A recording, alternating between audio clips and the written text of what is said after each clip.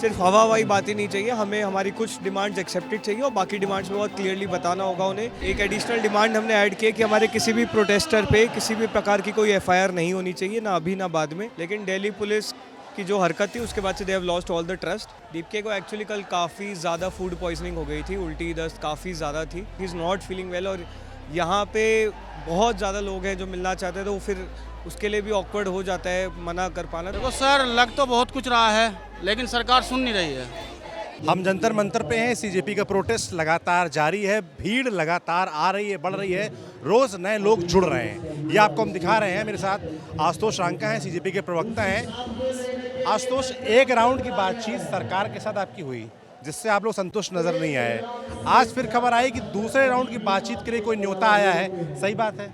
उन्होंने reach out किया था डीसीपी के माध्यम से, लेकिन हमने दो तीन चीज़ें साफ़ की हैं। पहली चीज़ कि हम जंतर मंतर पे या किसी न्यूट्रल वेन्यू पे ही मीटिंग करेंगे, उसके अलावा हम कहीं और नहीं जाएंगे। दूसरी चीज़, हमें सिर्फ हवाई बातें नहीं चाहिए, हमें हमारी कुछ डिमांड्स एक्सेप्टेड चाहिए और बाकी डिमांड्स में बहुत क्लियरली बताना होगा उन्हें कि कितने समय में वो रिजॉल्व करेंगे। तो अब उसका इंतज़ार कर रहे हैं हम लोग। जब भी उनका रिस्पॉन्स आएगा आपको बताएंगे। 20 तारीख को जो घटना हुई पूरे देश ने देखी, हमने दिखाई, तमाम लोगों ने दिखाई। अब कोई डिमांड्स में परिवर्तन आया है क्या 20 तारीख के बाद जो हुआ उसके बाद? तो दो चीज़ें उसमें चेंज हुई है। पहली चीज़ तो हमने बहुत क्लियर कर दिया है, एक एडिशनल डिमांड हमने ऐड की है कि हमारे किसी भी प्रोटेस्टर पे किसी भी प्रकार की कोई एफआईआर नहीं होनी चाहिए, ना अभी ना बाद में, क्योंकि हमारे प्रोटेस्टर्स पीसफुल थे। जहाँ पे भी गड़बड़ हुई है वहाँ पे हुई है जहाँ पुलिस ने उन्हें मारा है, उकसाया है। और दूसरी चीज़, हमने ये निर्णय लिया है, हमने देश के जो बेस्ट लॉयर्स हैं उनको ऑनबोर्ड किया है और पुलिस की जो भी बर्बरता थी उसको हम पूरा डॉक्यूमेंट कर रहे हैं और एक एक पुलिसकर्मी को हम कोर्ट में घसीटेंगे जिन्होंने हमारे बच्चों के साथ मारपीट की है, बर्बरता की है। अच्छा, मैं सोशल मीडिया देख रहा था, कई लोग इस स्वर को चेतावनी की तरह ले रहे हैं कि पुलिस को चेतावनी दी जा रही है सीजेपी की तरफ से। उसको वो जो मानना है माने। चेतावनी का मतलब ये है कि हम अब इग्नोर नहीं करेंगे, हम लीगली आपका जो है पूरा आपसे अब डील करेंगे। आपने जितनी मारपीट की है, जितनी बदतमीज़ी की है, हम लोग शांत लोग हैं, शांति प्रिय लोग हैं, लेकिन इसका मतलब ये नहीं कि आपके जो मन में आए वो करें। हम कानूनी तौर पर पूरी तरह से इस बार बहुत एक्सटेंसिवली एक्सरसाइज करके एक एक पुलिसकर्मी को छाट के हम लोग इंश्योर करेंगे कि जो भी उन्होंने कानून तोड़े हैं उसके तहत उनको सज़ा मिले। 20 तारीख को जो घटना हुई उसके बाद कल देखा गया कि कांग्रेस पार्टी, समाजवादी पार्टी पहुंच गए प्रधानमंत्री के आवास के बाहर और शाम को उनको भी उठा लिया गया। तो इस जो प्रोटेस्ट, जो धरना हुआ, इसके बारे में सीजेपी आप लोग क्या सोच रहे हो? ये हमने कल भी बोला था कि जो भी लोग युवाओं के मुद्दे उठा रहे हैं, लड़ रहे हैं, इस मुद्दे पर बात कर रहे हैं, हम सबका स्वागत करते हैं। सबको इश्यूज़ उठाने चाहिए, क्योंकि सारी लड़ाई ये है कि हमारे इश्यूज़ उठाना बंद हो गए थे। अब वो आप सीजेपी के प्लेटफॉर्म के साथ करें, इंडिपेंडेंटली करें, that doesn't really matter. Obviously सब साथ में मिलके करते हैं तो ज़्यादा इम्पैक्ट आता है, ज़्यादा रिजल्ट बेहतर आता है। लेकिन सब अपने अपने लेवल पे कर रहे हैं, अच्छी बात है, हम सभी का स्वागत करते हैं और हम चाहते हैं कि ज़्यादा से ज़्यादा लोग ये मुद्दे उठाएं और इन मुद्दों की बात करें। क्रेडिट वॉर भी चल रहा है, मैं देख रहा हूँ। जो 20 तारीख घटना है उसके बाद कल राहुल गांधी बैठे और राहुल गांधी के ऊपर आम आदमी पार्टी आरोप लगाने लगी कि बीजेपी से मिल गए हैं, प्रधानमंत्री से मिल गए। देखा आपने, सब चल रहा है। वो सब आम आदमी पार्टी और कांग्रेस की बात है, वो लोग आपस में डील करें, वो पॉलिटिकल डिस्कशन है जिसके हमारा कोई मतलब नहीं है। हम यहाँ पे एक एजेंडा के लिए बैठे हैं, आप लोग अगर समर्थन करते हैं तो आइए, अलग से लड़ रहे हैं तो भी आपका स्वागत है। राहुल गांधी क्या इस मंच पर आने वाले हैं? आज बड़ी एकदम से सुखबुगाहट सी है, चर्चा सी, मैंने सुना, लोग भी कह रहे हैं। तो राहुल गांधी बताएंगे, हमें तो कोई सूचना नहीं है इस बारे में। अभिजीत दीपके कहाँ हैं? उनका अब आगे लेकर क्या प्लान ऑफ एक्शन है, क्योंकि धरना तो चल रहा है? दीपके को एक्चुअली कल काफ़ी ज़्यादा फूड पॉइजनिंग हो गई थी, उल्टी दस्त काफ़ी ज़्यादा थी, काफ़ी ज़्यादा तबीयत ख़राब थी। वो अभी बीच में थोड़ी देर भी आया था, but he is not feeling well और यहाँ पे बहुत ज़्यादा लोग हैं जो मिलना चाहते हैं, तो फिर उसके लिए भी ऑकवर्ड हो जाता है मना कर पाना। तो उसने बोला मैं थोड़ी देर और घर जाके रेस्ट करता हूँ, फिर मैं वापस आऊँगा। यहाँ का प्लान बहुत सिंपल है कि यहीं बैठेंगे, डटे रहेंगे जब तक धर्मेंद्र प्रधान इस्तीफा नहीं दे देता। सोनम वांगचुक, उनके कैसे हाल हैं, क्योंकि उनका अनशन अभी तक जारी है? हमने उनसे रिक्वेस्ट की है कि अपना अनशन तोड़ दें, क्योंकि 26 दिन हो गए हैं। वो ये बोल रहे हैं कि जब तक हम धरना समाप्त नहीं करते, मांगे नहीं मानते, तब तक अनशन नहीं तोड़ेंगे।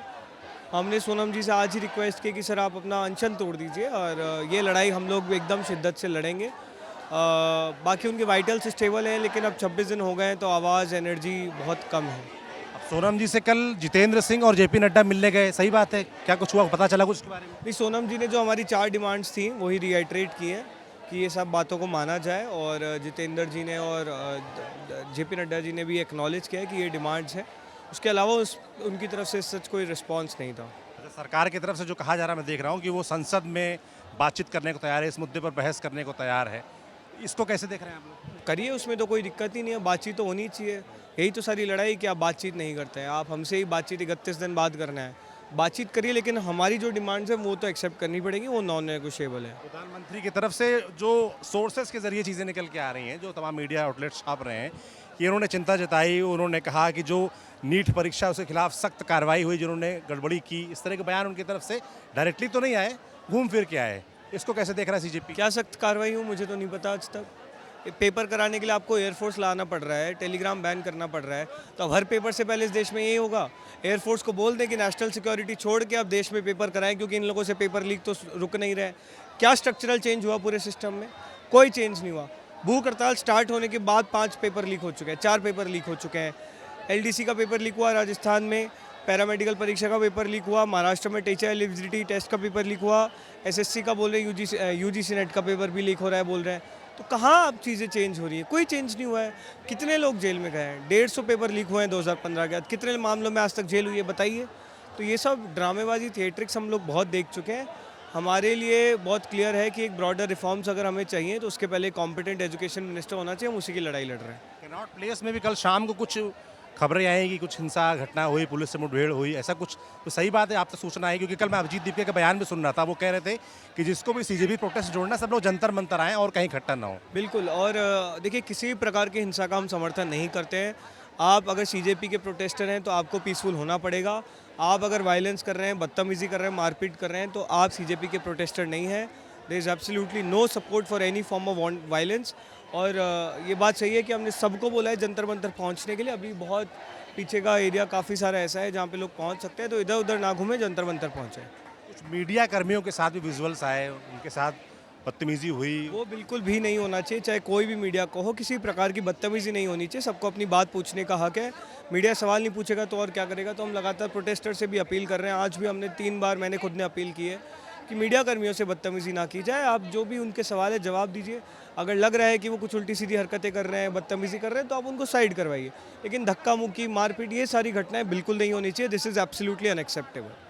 क्योंकि पुलिस एक मेन विलन की तरह से हो गई, क्योंकि 20 तारीख को जो घटना हुई, तो जब पुलिस से बातचीत अब हो रही है तो किस तरीके की टोन रह रही है उनकी तरफ से, आपकी तरफ से? और क्या लगता है कि दोबारा ऐसा कोई क्रैकडाउन या रिएक्शन हो सकता है? जैसी चर्चाएं चल रही हैं, जो हवा में चलता रहता है, अब एक डर रहता है क्या मन में?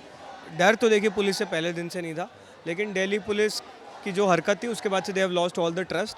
अब हम पुलिस से तभी बात करते हैं जब ज़रूरी है, या फिर पुलिस खुद आके रीच आउट कर रही है, क्योंकि अब हमें पुलिस पे बिल्कुल भी भरोसा नहीं रहा। जिस तरह की उस दिन हरकत की गई वो मतलब बियॉन्ड लिमिट थी, बियॉन्ड लिमिट वाली हरकतें थी, बहुत शर्मिंदा करने वाली हरकतें थी।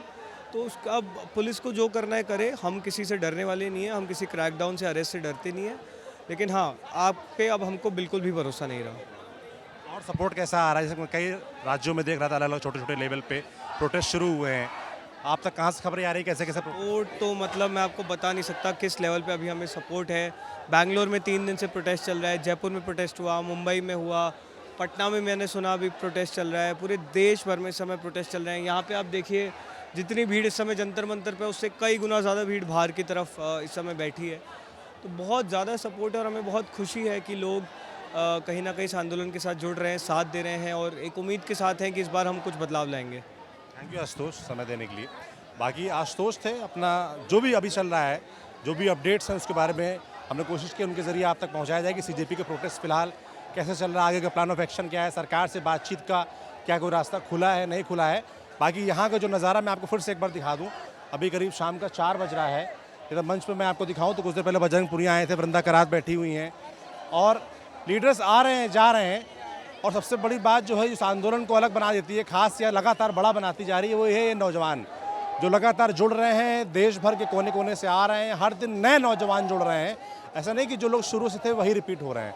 मैं आपको तमाम लोगों से बात करा सकता हूँ जो नए आ रहे हैं, जो 20 तारीख घटना के बाद जुड़े हैं। आप लोग कहाँ से आए हैं? यूपी से, बिहार। तो भाई क्या करते हो? हम MCA करते हैं। कब आए इधर? अभी जस्ट आए हैं। हाँ पहले दिन है आज? हाँ, पहला दिन है मेरा। क्या देख के आ गए आज? स्टूडेंट देख के आ गए कि स्टूडेंट के बारे में चल रही है, नीट की पेपर लीक हुआ है, इससे सब देख कर आए हैं। क्या लिखा है भाई आपका? Revolution is not an apple that falls when we ripe we have to make it fall. क्या इरादा है भाई? बस आप समझिए इरादा वही है, आप समझिए इरादा वही है। कहाँ से आए हो आप? मुजफ्फरनगर। नाम है? मोहम्मद रिजवान। क्या लग रहा है देख के? देखो सर, लग तो बहुत कुछ रहा है लेकिन सरकार सुन नहीं रही है। ये आपको भी पता है, हमें भी पता है। अगर सरकार सुन ले तो ये प्रोटेस्ट ना हो। ये आप कहाँ से आए? retired from JNU from Delhi only. आप देखो हर उम्र के लोग आए हैं, बुजुर्ग हैं, नौजवान हैं और लोग लगातार जुड़ रहे हैं। पीछे तक आपको सिर्फ भीड़ नजर आएगी। तो जैसा है हम आपको यूं ही दिखाते रहेंगे। आप न्यूज़ देखते रहिए। मेरा नाम सौरभ त्रिपाठी है, कैमरे के पीछे सुधांशु है। शुक्रिया।